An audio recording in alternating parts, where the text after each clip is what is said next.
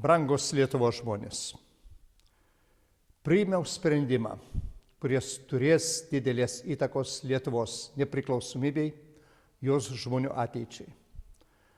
Ieškodamas atsakymo pasirašyti ar vetoti Seimo priimtą ir daug aistrų visuomenėje sukėlusį įstatymą dėl atominės elektrinės statybos, įsiklausiau į daugelio nuomonės, kad galėčiau atlikti man patikėtą pareigą.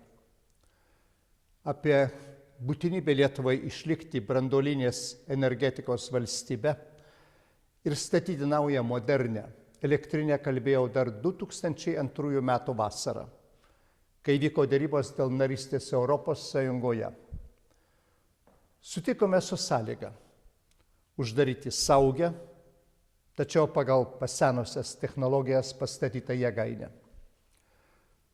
Laikas prabėgo greitai ir atsidūrėme nepavydėtinoje situacijoje. Elektrinė ruošiasi stabdyti paskutinį reaktorių iki 2009 metų pabaigos, jis turi būti uždarytas. Lietuva, neturinti elektros jungčių su vakarais, tampa priklausoma nuo vienintelio šaltinio rytuose. Pradėjome derybas dėl elektros tiltų į Švediją ir Lenkiją. Lenkija sutarčių pasirašymą sieja su nauja jėgainė Lietuvoje. Tos pačius lūkesčius yra išsakiusios ir potencialios partnerės elektrinės statyboje – Latvija ir Estija, kurios taip pat tikisi papildyti augančios energijos poreikius. Taigi Lietuva turi pastatyti vis žadamą naują atominę jėgainę. Kartu su įvairių sričių specialistais, valstybinių priežiūros ir kontrolės institucijų atstovais, nepriklausomais finansų ekspertais, nevyriausybinių organizacijų atstovais aptarėme ir išnagrinėjome šio įstatymo keliamas rizikas ir grėsmes bei galimybes jas suvaldyti.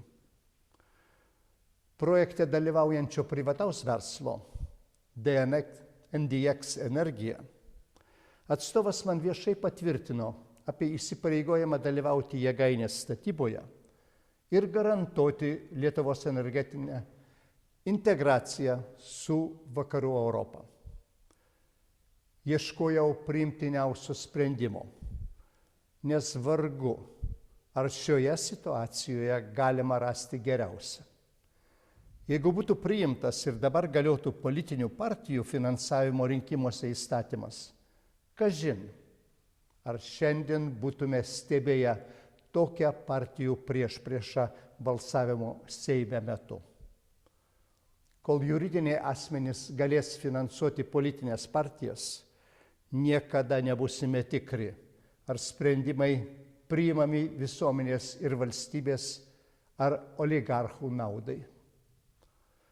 Pasirašius įstatymą, stipri valstybės kontroliuojama energetikos bendrovė įsipareigoja statyti elektros tiltus į vakarus ir vykdyti Lietuvos pažadą užsienio partneriams, būtent statyti jėgainę. Tačiau Lietuvos visuomeniai liks įtarimų dėl galimai neskaidraus privataus investuotojo parinkimo, dėl neparengtų naujos elektrinės efektyvumo studijų, valstybės interesų atstovavimo. Vetavus šį įstatymą, liktų galioti ankstesnysis, dar vasarą didelę Seimo balsų daugumą priimtas įstatymas, kuris teisininkų ir ekonomistų nuomonė yra prastesnis už dabartinį. Mūsų partnerės Baltijos šalis ir Lenkija tai galėtų suprasti kaip signalą, kad statybų reikalas atidedamas ilgam. Kartu nutolintume mūsų strateginį tikslą, būtent energetikos tinklais integruotis į Vakarų Europą ir išsivaduoti nuo šaltinių rytuose priklausomybės. Šią dilemą atvirai kėliau praėjusią savaitę vykusiuose susitikimuose ir konsultacijose. Galutinai apsispręsdamas įvertinau visus argumentus, rėmiausi specialistų įžvalgomis ir priimtais įsipareigojimais. NDX Energija peržiūrės ir pakoreguos tos poįstatyminių sutarčių punktus, kurie kelia daugiausia abejonių atstovaujant valstybės interesams kuriamoje nacionalinio investuotojo bendrovėje. Taip pat siūliau, kad į bendrovės stebėtojų tarybą būtų pakviesti specialistai iš nevyriausybinių organizacijų. Šiandien išsiunčiau laišką ministrui pirmininkui.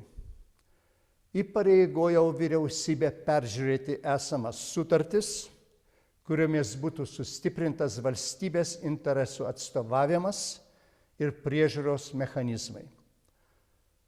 Pasiūlymus tam turi pateikti valstybinės priežiūros ir kontrolės institucijos, o nacionalinis investuotojas privalo įsipareigoti pastatyti naują atominę elektrinę ir nutiesti elektros jungtis į Lenkiją ir Švediją.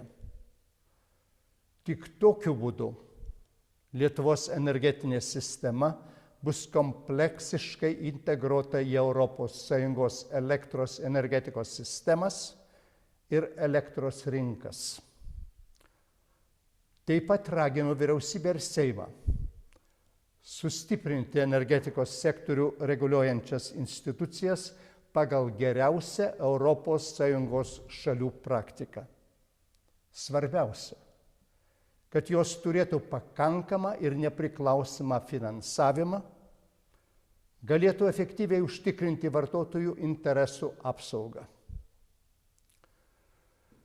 Remdamasis valstybės interesu ir man patikėtą atsakomybę, pasirašau šį įstatymą. Reikalausiu, kad nacionalinio investuotojų priežiūros ir kontrolės institucijose dirbtų aukštos reputacijos, profesionaliausi valstybės pareigūnai, o bendrovės valdyba būtų suformuota iš kompetentingų vadybininkų, kurių Lietuvoje tikrai yra. Tačiau, jeigu derybų pusės nevykdys mandatų įsipareigojimų, visada rasis būdų sustabdyti šį projektą. Šį sprendimą priėmiau atsižvelgdamas į patarimus, nepaisydamas niekieno įtakos ar spaudimo, laikydamasis nuoseklios politikos su mūsų artimiausiais tarptautiniais partneriais. Tikiu, kad tai bus naudinga Lietuvos ateičiai.